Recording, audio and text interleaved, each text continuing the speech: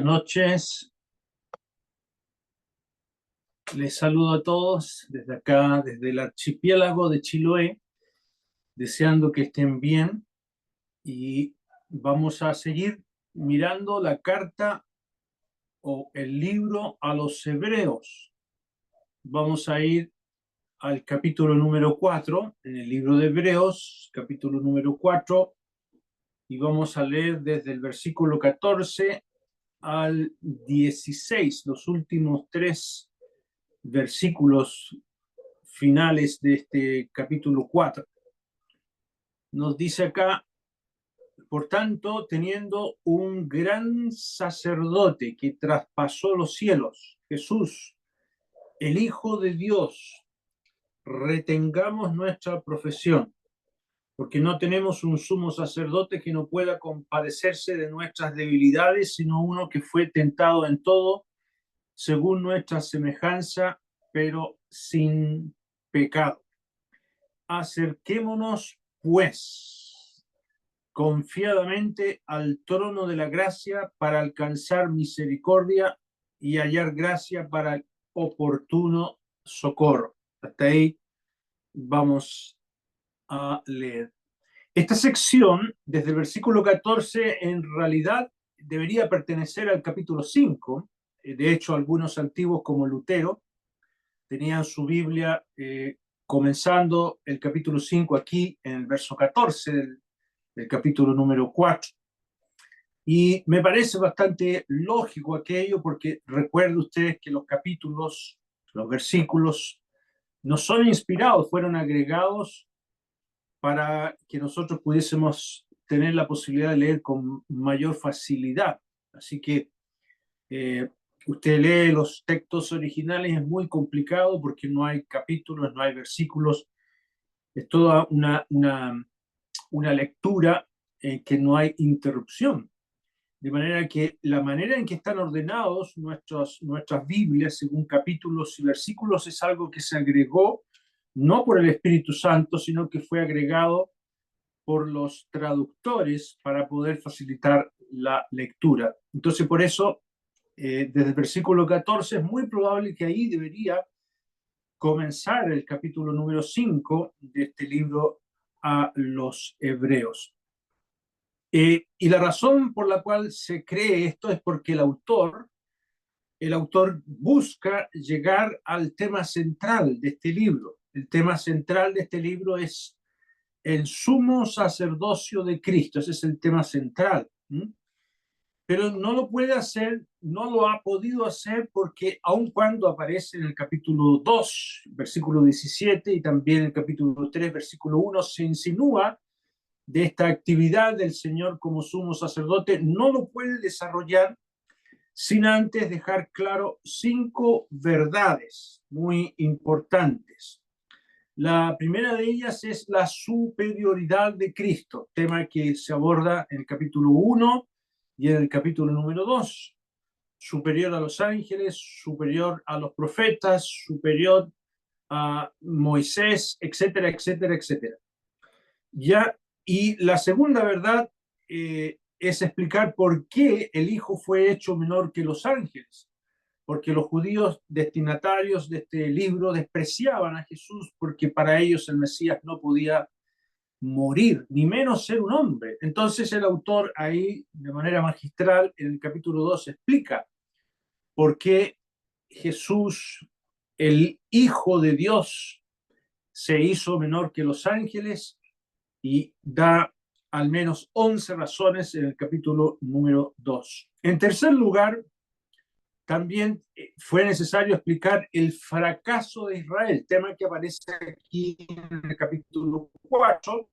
Por ejemplo, en el versículo número 2, nos dice el autor, porque también a nosotros se nos ha anunciado la buena nueva como a ellos, a los judíos, pero no les aprovechó el oír la palabra por no ir acompañada de fe en los que la oyeran. El verso 8 nos dice: porque si Josué les hubiese dado el reposo, no hablaría después de 8 días. Israel fracasó, y aun cuando llegaron a la tierra prometida, no tuvieron ese prometido reposo de Dios. Y por eso el cuarto punto es precisamente el tema del reposo, que no tiene nada que ver con un lugar geográfico, ni tampoco con la tierra prometida, sino que es el gozo y la estabilidad que un creyente debe tener en Dios. Es sinónimo de satisfacción. Y la tierra prometida era una figura de aquello que Dios como herencia quiere proporcionar a todos los creyentes. Eso se explica muy bien aquí en el capítulo número 4, que ya lo hemos visto. Y también, en quinto lugar, es muy necesario explicar el ministerio de la palabra de Dios. Por eso, aquí en el verso 12 dice, porque la palabra de Dios es viva y eficaz y más cortante que toda espada de dos filos y penetra hasta partir el alma y el espíritu, las coyunturas y los tuétanos y discierne los pensamientos y las intenciones del corazón.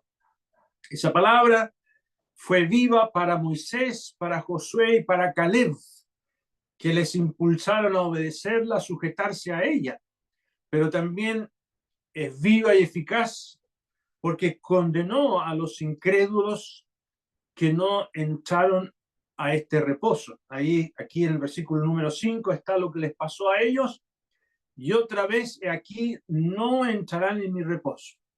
Dios sentenció este juramento y toda una generación no entraron en el reposo de Dios, no llegaron a la tierra prometida, murieron en el desierto, de manera que la palabra de Dios, como se explica aquí en el versículo 12, más cortante que toda espada de dos filos, tiene dos filos para bendecir al obediente como para condenar al desobediente.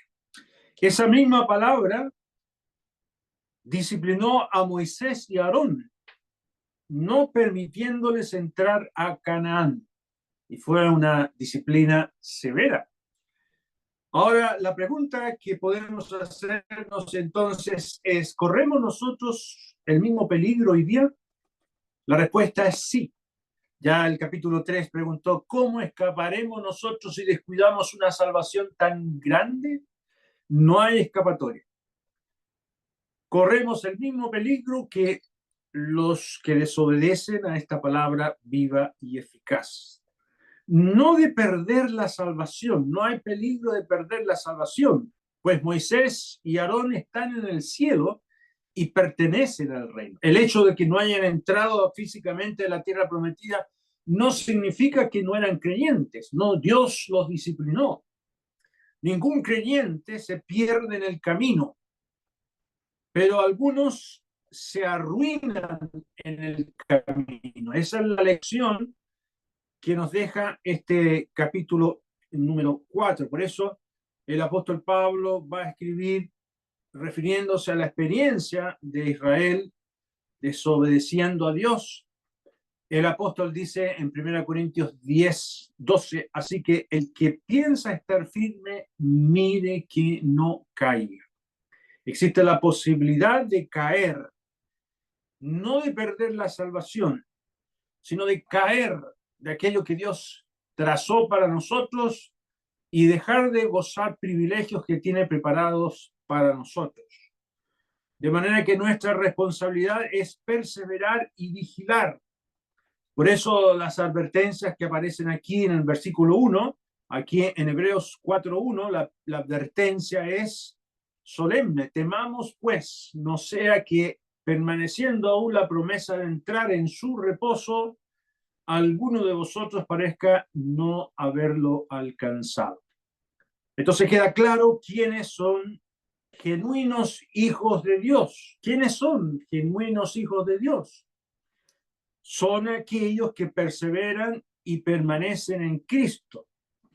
Esto no los hace perfectos en la práctica ni sin pecado, porque son débiles, y me incluyo yo, somos débiles y propensos a caer.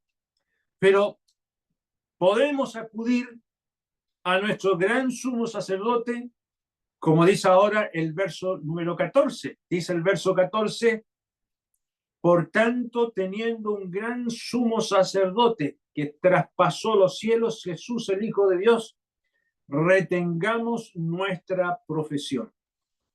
Ya Entonces el tema aquí que comienza a desarrollar el autor es el sumo sacerdocio de Cristo, tema que va a continuar en todo el libro hasta el capítulo número 10, explicando otros aspectos importantísimos de la actividad de un sumo sacerdote. Ahora, todo esto que lo hacía Aarón, porque Aarón era el sumo sacerdote, pálidamente el sacerdocio de Aarón representó lo que Jesús supera. Aarón tenía que atravesar 3 áreas cuando venía al tabernáculo. La primera puerta era la puerta del atrio exterior.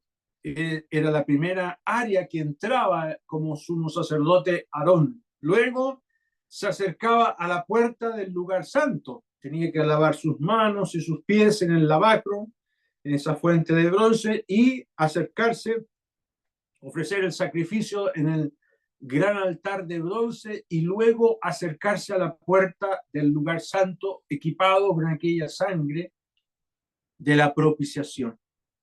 Y finalmente el tercer velo o obstáculo era el velo grande y grueso del lugar santísimo.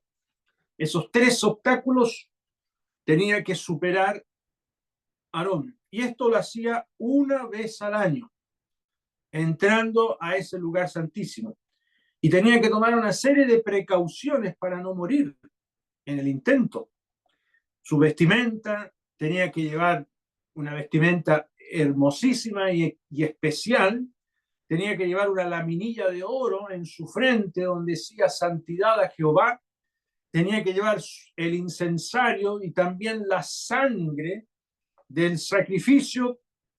Todo ese ritual se explica más adelante, si quieren me acompañen, en el capítulo número 9 del libro de Hebreos. En el versículo número 7 dice: pero en la segunda parte, refiriéndose al lugar santísimo, solo el sumo sacerdote una vez al año, no sin sangre, la cual ofrece por sí mismo y por los pecados de ignorancia del pueblo, dando el Espíritu Santo a entender con esto que aún no se había manifestado el camino al lugar santísimo, entre tanto que la primera parte del tabernáculo estuviese en pie, lo cual es símbolo, fíjese lo que dice aquí, todo eso era símbolo para el tiempo presente, según la cual se presentan ofrendas y sacrificios que no pueden hacer perfecto en cuanto a la conciencia al que practica ese culto, ya que consiste solo de comidas, bebidas, de diversas abluciones y ordenanzas acerca de la carne impuestas hasta el tiempo de la reforma de las cosas. Todo eso que hacía el sumo sacerdote representaba algo que iba a venir del futuro y que precisamente el Señor Jesucristo lo realizó. El versículo 11 lo explica, de aquí el capítulo 9, pero estando ya presente Cristo, sumo sacerdote de los bienes venideros, por el más amplio y más perfecto tabernáculo no hecho de manos, es decir, no de esta creación, y no por sangre de machos cabríos ni de becerros, sino por su propia sangre, entró una vez para siempre en el lugar santísimo, habiendo obtenido eterna redención. ¿Ya? De manera que el sumo sacerdote tenía que pasar por el lado de esas 3 cortinas, ¿no es cierto?, para llegar hasta el lugar santísimo. En el caso de nuestro bendito Salvador, él no pasó por un lado de ese velo. El mismo es ese velo. Miren lo que dice el capítulo 10 de Hebreos, capítulo 10, versículo número 20. Por el camino nuevo y vivo que Él nos abrió a través del velo, esto es, de su carne. Cuando ese velo, nos dice el Evangelio de Mateo, se rasgó de arriba abajo, como que manos divinas, las manos de Dios tomaron ese velo de arriba abajo, fue rasgado, representa cómo Dios cargó su ira sobre su Hijo y lo hizo morir por nosotros en su carne. Aquí se explica en el verso 20 del capítulo 10 que ese velo representaba la carne del Hijo de Dios, donde Él llevó nuestros pecados en su cuerpo. Y la sangre que el sumo sacerdote ingresaba con esa sangre hacia el propiciatorio, en el caso del Señor fue la propia sangre suya. Dice aquí en el capítulo 10, versículo 19, así que hermanos, teniendo libertad para entrar en el lugar santísimo por la sangre de Jesucristo. La sangre representa la vida mediante la ofrenda de la vida del Señor Jesucristo, y esa sangre que fue derramada, nosotros tenemos ahora derecho de acercarnos. De manera que todo aquel culto judío apuntaba a esta realidad mayor del sacrificio de Cristo. Ahora volvamos a nuestro capítulo número 4, en Hebreos, en el versículo número 14. Dice ahí, por tanto, teniendo un gran sumo sacerdote que traspasó los cielos, el Señor Jesucristo, al igual que Aarón pasó esas tres áreas, el Señor Jesucristo pasó a través de los tres cielos: el cielo atmosférico, el cielo estelar y el cielo de Dios, y se sentó en el trono de Dios. En realidad no es traspasar lugares físicos, no es tanto esa idea, sino que es superar esferas y poderes espirituales derrotándolos. Por eso en la carta a los Efesios, capítulo número 4, versículo número 10, el apóstol Pablo escribe: el que descendió es el mismo que también subió por encima de todos los cielos para llenarlo todo. Qué manera más hermosa para prefigurar la saturación de los cielos por la magnífica presencia de Cristo sentado a la diestra de Dios. Él subió por encima de todo, de toda autoridad, de todos los cielos, para llenarlo todo. Él llegó al techo del dominio y del poder supremo que Dios le otorgó cuando él triunfó en la cruz del Calvario. Esto lo dice Filipenses 2:9, por lo cual Dios también le exaltó hasta lo sumo y le dio un nombre que es sobre todo nombre. Y él se sienta, habiendo efectuado la purificación de nuestros pecados, se sienta a la diestra de la majestad en las alturas. Y todo, absolutamente todo, queda bajo su autoridad, como dice Pedro en su primera carta, capítulo 3, versículo número 22, quien habiendo subido a lo alto o subido al cielo está a la diestra de Dios, y a él están sujetos ángeles, autoridades y potestades. De manera que todo está culminado y satisfecho para la gloria de Dios. Podemos decir que el reposo de la redención se ha efectuado.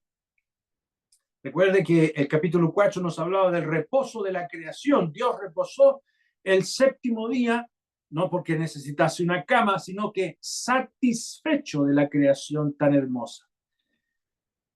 Y somos invitados a la misma actitud de estabilidad, de confianza, de gozo en las manos de Dios por todo lo que Él ha hecho para nosotros, pero puntualmente por el reposo de la redención. Si la creación fue manchada por el pecado de Adán, Dios mantuvo su reposo. Dios siempre mantuvo su gozo satisfecho de todo lo creado, porque a pesar del fracaso de Adán, Dios no ha fracasado, porque existe el reposo de la redención que Cristo ha conseguido al triunfar en la cruz, resucitar y sentarse a la diestra de Dios.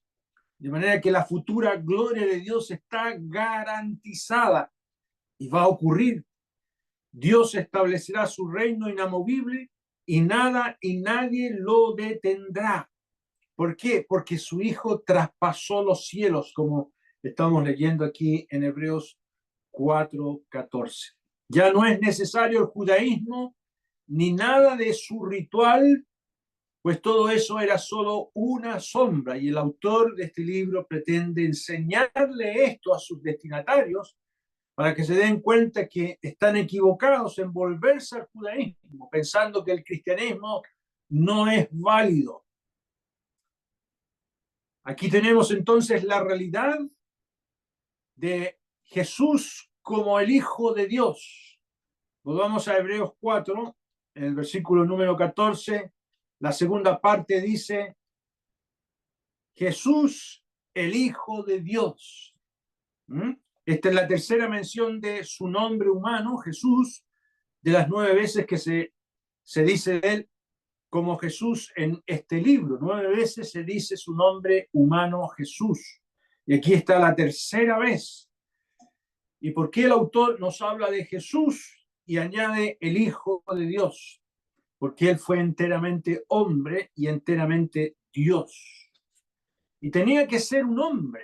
El sumo sacerdote tenía que ser un hombre. Esto se explica en el capítulo 5, que viene el verso 1, porque todo sumo sacerdote tomado de entre los hombres es constituido a favor de los hombres en lo que a Dios se refiere.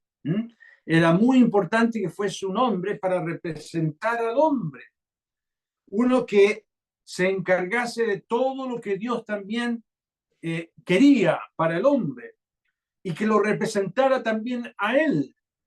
Jesús hace eso. Jesús es el hombre que nos representa a nosotros y Jesús es Dios que representa a Dios. Ahora, nadie, absolutamente nadie de la raza humana podía hacer este oficio. Cuando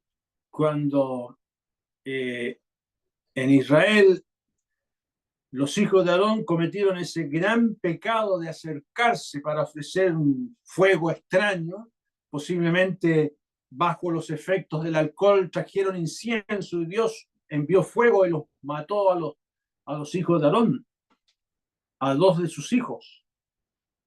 Y Jehová dijo a Moisés, di a Aarón, tu hermano, que no en todo tiempo entre en el santuario detrás del velo, delante del propiciatorio que está sobre el arca, para que no muera. Porque yo apareceré en la nube sobre el propiciatorio. No podía hacerlo nadie más que el sumo sacerdote.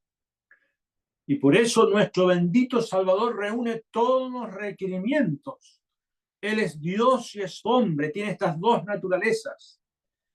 Y mediante él nosotros podemos acercarnos por su sangre preciosa derramada mediante ese camino nuevo y vivo que ha sido abierto. Ahora, él como hombre, el Señor Jesús, nos entiende.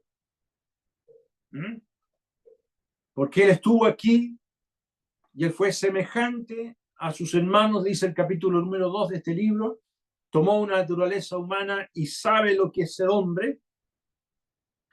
Ahora fíjese que bajo la ley ningún ser humano defectuoso podía acercarse al santuario. Ningún cojo, ningún manco, nadie que tuviese algún defecto, ningún enfermo, ningún leproso, no podía ser sacerdote, nadie que tuviera mancha o flujos. Ahora Jesús, por su infinita gracia, nos habilita, a pesar de nuestras incapacidades y de nuestros flujos. Él nos limpia, nos sana, nos hace andar y ver lo que antes no veíamos porque éramos ciegos.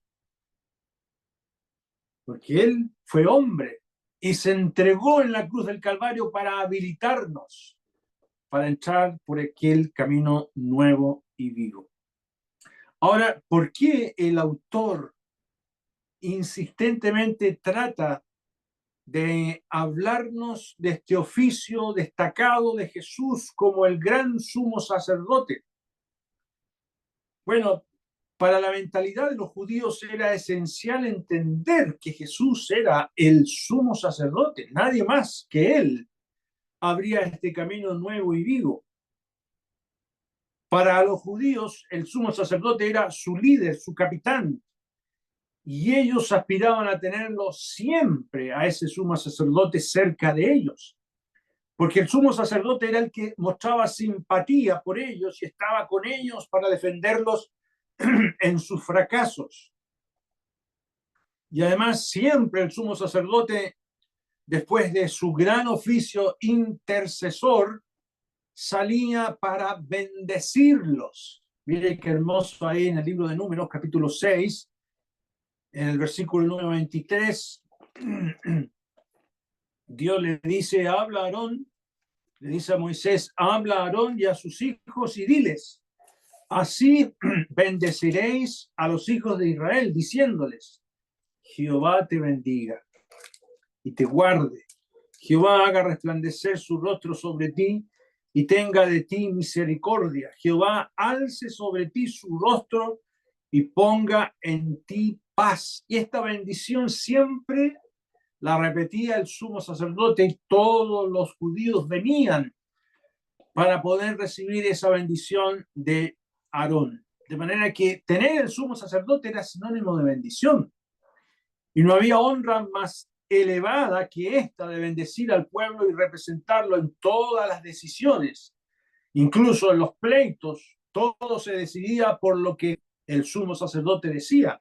Aquí en Deuteronomio capítulo 21, en el versículo número 5, se nos dice, entonces vendrán los sacerdotes, hijos de Leví, porque a ellos escogió Jehová tu Dios para que le sirvan y para bendecir, como ya hemos leído, en el nombre de Jehová, y por la palabra de ellos se decidirá toda disputa y toda ofensa. Y en especial el sumo sacerdote llevaba en su pecho llevaba 2 piedras, el Urim y Turim, para solucionar estos pleitos y disputas y ofensas que había entre ellos. El sumo sacerdote tenía comunicación directa con Dios y en su pecho llevaba esas 2 piedras donde se decidían cosas muy, muy importantes.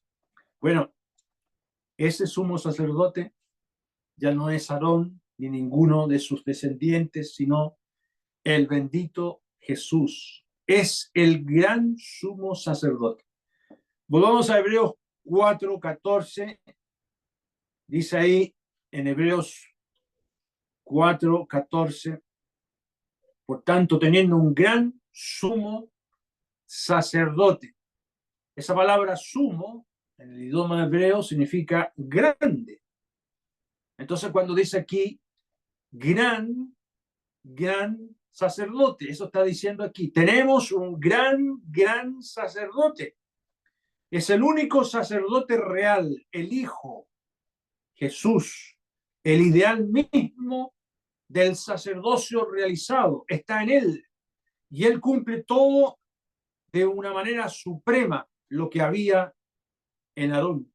Mírenlo, ya lo leímos en el capítulo 2 de Hebreos, pero lo volvemos a repetir en el versículo 17. Dice, por lo cual el sumo sacerdote debía ser en todo semejante a sus hermanos para venir a ser misericordioso y fiel sumo sacerdote en lo que a Dios se refiere para expiar los pecados del pueblo, pues en cuanto él mismo padeció siendo tentado, es poderoso para socorrer a los que son tentados. Y Aarón era un hombre común y corriente, incluso había pecado, murmuró contra Moisés, tuvo la mala ocurrencia de hacer ese becerro de oro, pero Dios lo instauró como sumo sacerdote a pesar de sus fracasos. ¿Y por qué? Porque tenía que ser un hombre que simpatizara con las debilidades que él mismo tenía. Ahora, en el caso de Cristo, él es sin pecado. Él no va a permitir que pequemos, pero nos va a comprender.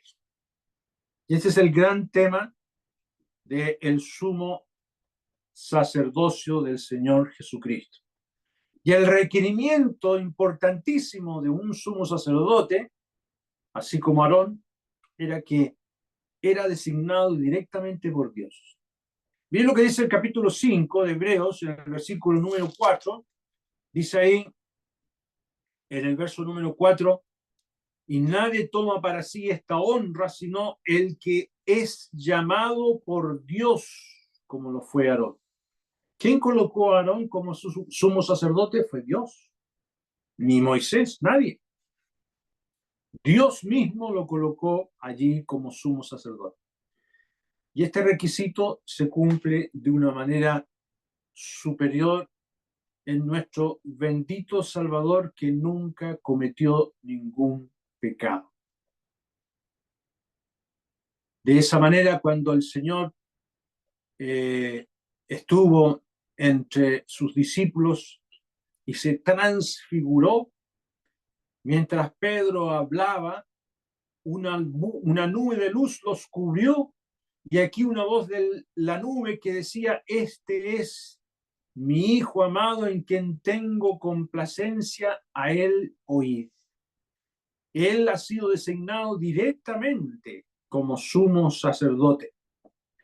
Y basta también mencionar aquel salmo mesiánico cuando Dios dice: siéntate a mi diestra hasta que ponga a tus enemigos por estrado de tus pies. Él es el gran sumo sacerdote que ha triunfado, y dice: juró Jehová y no se arrepentirá, tú eres sacerdote para siempre, según el orden de Melquisedec. Y ya vamos a llegar en el capítulo 7 a explicar ese sacerdocio de Melquisedec, también designado por Dios, por ningún ser humano. Alguien que aparece aparentemente de la nada, sin genealogía, sin principios, sin madre y padre, similar al Hijo de Dios, dice el capítulo 7, un sumo sacerdocio eterno. Y esto lo cumple de manera importantísima el Señor Jesucristo. De manera que el autor de aquí en adelante, del versículo 14 del capítulo 4 en adelante hasta el capítulo número 10, va a desarrollar el gran tema del sumo sacerdocio de Cristo, tema importantísimo para nosotros los creyentes. ¿Por qué, queridos hermanos? Porque al igual que nosotros, Israel estaba en el desierto. Ellos no fueron directamente a la tierra prometida, estuvieron 38 años vagando por su pecado en el desierto. Y lo mismo nos pasa a nosotros. ¿Por qué el Señor nos salvó y no nos ha llevado al cielo todavía? Nos tiene aquí en este desierto preparándonos para esa herencia final. Y en ese peregrinaje nuestro, por así decirlo, por esta vida desértica, necesitamos no solamente ser sacados de Egipto, necesitamos no solamente la cruz para ser perdonados de nuestros pecados, necesitamos un intercesor, necesitamos un sumo sacerdote que siempre esté con nosotros, llevándonos a la madurez, llevándonos al reposo de Dios. Y por eso aquí hay dos imperativos muy importantes en estos versículos que vamos a leer ahora en Hebreos capítulo número 4, versículo número 14. Por tanto, teniendo un gran sumo sacerdote que traspasó los cielos, Jesús, el Hijo de Dios, retengamos nuestra profesión. Este es el primer imperativo que el autor de este libro nos dice. Hay que retener la profesión. Esto implica vivir aferrados a Jesús. Este es el gran tema que el Señor les enseñó a sus discípulos en el aposento alto, cuando les dijo: permaneced en mí, yo en vosotros. Como el pámpano no puede llevar fruto por sí mismo si no permanece en la vid, así tampoco vosotros si no permanecéis en mí. ¿Cuál es el tema? Estoy citando Juan capítulo 15, el tema de la vid, la parábola de la vid verdadera. ¿Cuál es el tema central de la vid verdadera? Muchos opinan que el tema central de la vid verdadera es llevar fruto. No, ese no es el tema central de la vid, de la parábola de la vid. El tema central es permanecer. Ese es el mandamiento, el imperativo. Permanecer en mí. Yo soy la vid, vosotros los pámpanos. El que permanece en mí y yo en él, este lleva mucho fruto, porque separados de mí nada podéis hacer. Entonces, debemos mantener abiertamente nuestra comunión con el Señor, confesándole a Él como Señor. Ahora, ¿qué significa esto de retener nuestra profesión aquí en Hebreos 4:14? Esto significa no acobardarnos ni esconder nuestra identidad, aun cuando estemos siendo perseguidos, como le estaba pasando a los destinatarios de este libro. Eran judíos que estaban siendo amenazados por ser cristianos. Entonces ellos dijeron, bueno, voy a esconder mi identidad, voy a decir que no soy cristiano, soy judío, y que también me gustaría volver al mundo judío. Estaban acobardándose. No, no debemos acobardarnos de nuestra identidad con nuestro Salvador. Tampoco debemos esconder la doctrina de Cristo, de quién es Él. ¿Ya? Es un tema muy importante en ese tiempo y sobre todo en las cartas de los apóstoles. Por ejemplo, Juan dice, amados, no creáis a todo espíritu, sino probad los espíritus si son de Dios, porque muchos falsos profetas han salido de él.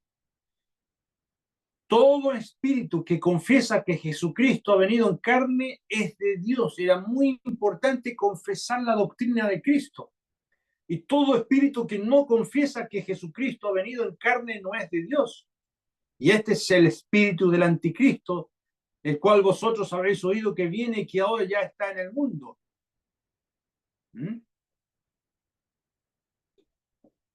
Había que abiertamente decir que Jesucristo ha venido en carne, que es el Dios eterno hecho hombre. No esconder esa realidad, esa verdad. Es muy, o era muy importante para ellos, como lo es también para nosotros. ¿Ya? El judaísmo y cualquier otro sistema no trae salvación ni ninguna aceptación. Por eso el vocablo profesión aquí en Hebreos 4:14, retengamos nuestra profesión, ese vocablo profesión se deriva de un vocablo que significa hacer un pacto, abrazar un compromiso. Esa es la idea de profesión. No avergonzarse de ese pacto, en el caso nuestro, no avergonzarnos de ser cristianos. Hablar del Señor Jesucristo y de nuestra relación con Él. El Señor les dijo a los discípulos, porque el que se avergonzare de mí y de mis palabras en esta generación adúltera y pecadora, el Hijo del Hombre se avergonzará también de él cuando venga en la gloria de su Padre con los santos ángeles. Avergonzarse de Cristo es de los cobardes. La confesión de la verdadera religión de Cristo debe estar en nuestros labios. Como les dije, los destinatarios de este libro estaban abandonando este pacto. Ahora, si nosotros negamos a Cristo por cualquier motivo y en cualquier circunstancia, el mismo Señor Jesucristo dijo que Él también nos negaría. Se los leo. Dijo así el Señor, y cualquiera que me niegue delante de los hombres, yo también le negaré delante de mi Padre que está en los cielos. ¿Qué significa esto? Esto no es la pérdida de la salvación, sino de honores, de privilegios. ¿Le puede ocurrir hasta un creyente ser negado? Por supuesto que sí. Si es infiel, si no persevera, si no sigue adelante, si cambia su identidad con el Señor y la doctrina por seguir cualquier cosa de este mundo, no va a recibir las coronas que el Señor tenía para él o para ella. Y Dios no lo va a usar en el futuro, aun cuando esté en el cielo. Entonces ese es el primer imperativo. Retengamos nuestra profesión. Ahora veamos el segundo imperativo, aquí en Hebreos capítulo 4, versículo número 16. Acerquémonos, pues, confiadamente al trono de la gracia. No es al trono del dominio de un jerarca para aplastar a los demás, cosa que es cierto y así va a ser cuando venga por segunda vez el Señor. Aquí es el trono de gracia. Acerquémonos confiadamente. Y podemos decir que la religión cristiana es la religión del libre acceso, si lo podemos llamar como religión. El cristianismo es eso. El levitismo, o de los levitas, de donde viene Aarón, o el judaísmo, es la religión que impide el acceso a Dios. Ningún defectuoso podía acercarse.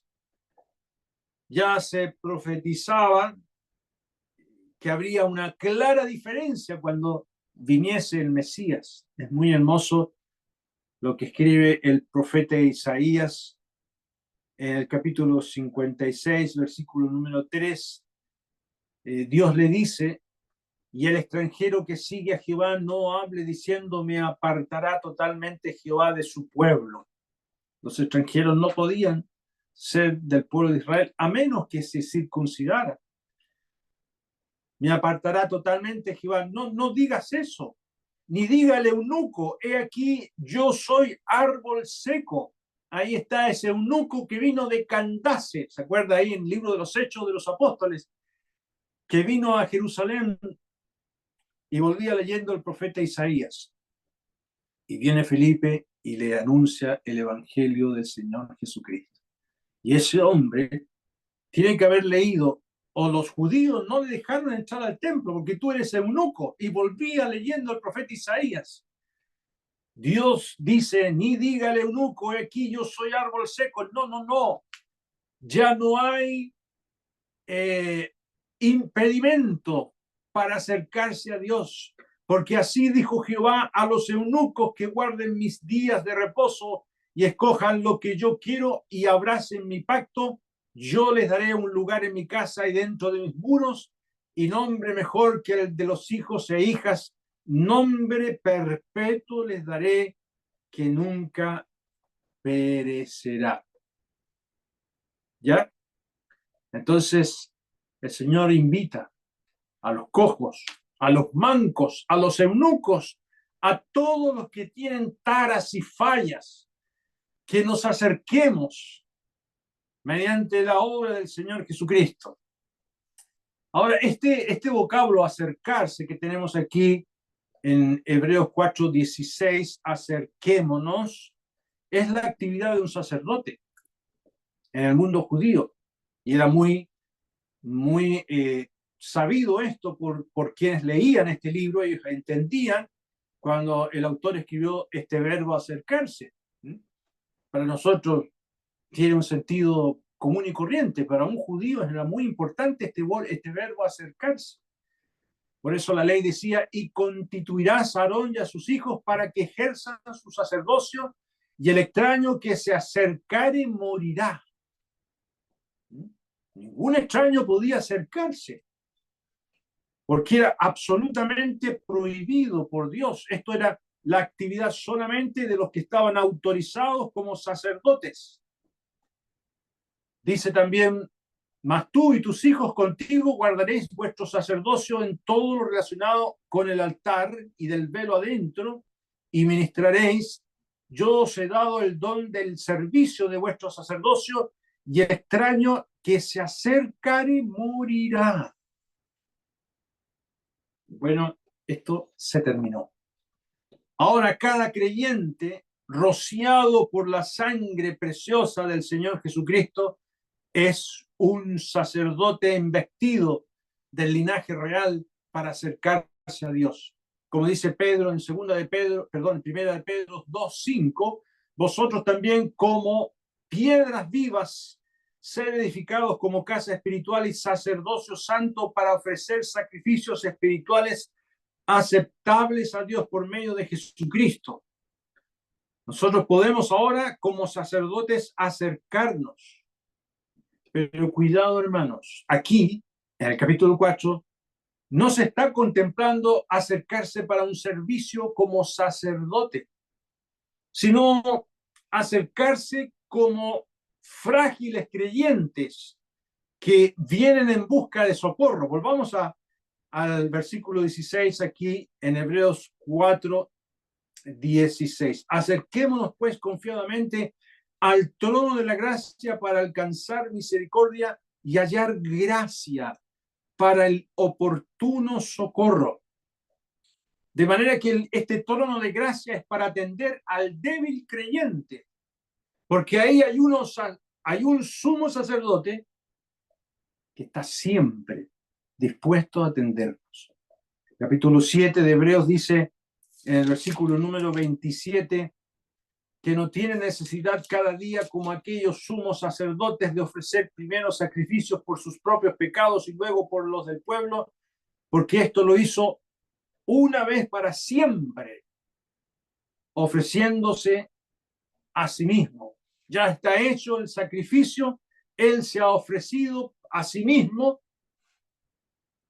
y puede atendernos, ¿ya? En el versículo 25, aquí el capítulo 7 dice, por lo cual puede también salvar perpetuamente, ese vocablo perpetuamente significa todos los días, constantemente, a los que por él se acercan a Dios viviendo siempre para interceder por ellos. Esto es lo que el judío necesitaba siempre, que hubiese un sumo sacerdote cerca de ellos. Bueno, Jesús lo cumple. Por esto, en lugar de alejarnos, al percibir nuestra debilidad como pecadores, aunque seamos salvados, no nos alejemos, acerquémonos. El creyente verdadero no es uno que es impecable, no, es uno que puede pecar y debemos acercarnos. Por derecho podemos hacerlo. Capítulo 10 del libro de Hebreos, en el versículo número 22 dice, acerquémonos con corazón sincero, en plena certidumbre de fe, purificados los corazones de mala conciencia y lavados los cuerpos con agua pura. Toda esta terminología tiene que ver con lo que hacía el sacerdote, como lo hacía cuando se acercaba al santuario, tenía que lavarse. Esto es lo que la palabra de Dios nos proporciona. Ese lavacro de bronce que estaba ahí antes de entrar al templo representa la palabra de Dios y el sacrificio de Cristo ya hecho para limpiarnos. Y podemos hacerlo. Y saben, hermanos, que el Señor quiere ayudarnos. Volvamos a Hebreos 4:15, dice ahí, en el versículo número 15, porque no tenemos un sumo sacerdote que no pueda compadecerse de nuestras debilidades, sino uno que fue tentado en todo según nuestra semejanza, pero sin pecado. El vocablo compadecerse, literalmente en el griego es simpatizar. Simpatizar. ¿Y qué significa eso? Simpatizar, colocarse en el lugar del débil. Aquí tenemos la doctrina de la simpatía divina, que maravilloso es, hermanos. Para nosotros los creyentes, que tenemos un sumo sacerdote que puede simpatizar. No lo vamos a ver hoy día, lo vamos a dejar para otra oportunidad, la doctrina de la simpatía, pero les voy a enunciar los tópicos. Primero, Él conoce cada detalle de nuestras vidas, sabe todo. Segundo, Él es altamente sensible cuando alguien sufre de sus hijos. Tercero, conoce perfectamente la tentación. Cuarto, Él fue tentado en todo, pero sin pecado. Esos 4 aspectos de la doctrina de la simpatía son fundamentales. Uno que nunca transgredió la ley, que no podía pecar siendo tentado, nos conoce. Eso no significa que Él habilita al creyente para que siga en el pecado. Y no vaya a pensar usted que si usted está metido en un pecado y que el Señor lo está invitando a que venga porque Él le va a apapachar, le va a hacer un besito en la cabeza, en la espalda, y dice, sigue nomás pecando. No, no, no. Su simpatía no significa aquello. Él tiene simpatía porque sabe lo que es la debilidad nuestra. Él nos simpatiza con nosotros en la lucha entre la carne y el espíritu. No, no simpatiza en eso, porque sería simpatizar con nuestro pecado. Tampoco simpatiza en nuestra falta de amor a Dios y en nuestra debilidad por nuestra poca fe. No, Él simpatiza para solucionar nuestro problema pecaminoso, porque Él se ofreció por nuestros pecados. Él intercede por nosotros. Su sangre preciosa está habilitada para limpiarnos. Por eso, los 2 imperativos. Retengamos nuestra profesión, seamos valientes, nuestra fe y acerquémonos. Y para eso estamos invitados y revestidos de la dignidad necesaria y la sangre preciosa de Cristo nos limpia de todo pecado. Vamos a dejar hasta ahí la palabra del Señor y vamos a terminar con una oración. Padre Santo, te agradecemos, nuestro Dios, por quien es tu Hijo amado. Gracias, nuestro Dios, que Él traspasó los cielos y está sentado a tu diestra. Ha triunfado, tú lo exaltaste hasta lo sumo y le diste un nombre que es sobre todo nombre. Te agradecemos, nuestro Dios, que nuestra fe no depende de nosotros, sino de lo que tu Hijo hizo. Ayúdanos a cambiar nuestra mentalidad. Si hemos fracasado, ayúdanos, nuestro Dios, por tu Santo Espíritu, a confesar todo pecado y no permitir esta interrupción de nuestra comunión contigo. Cristo Jesús murió por nuestros pecados, y si confesamos nuestros pecados, eres fiel y justo para perdonarnos y limpiarnos de toda maldad, dice tu palabra.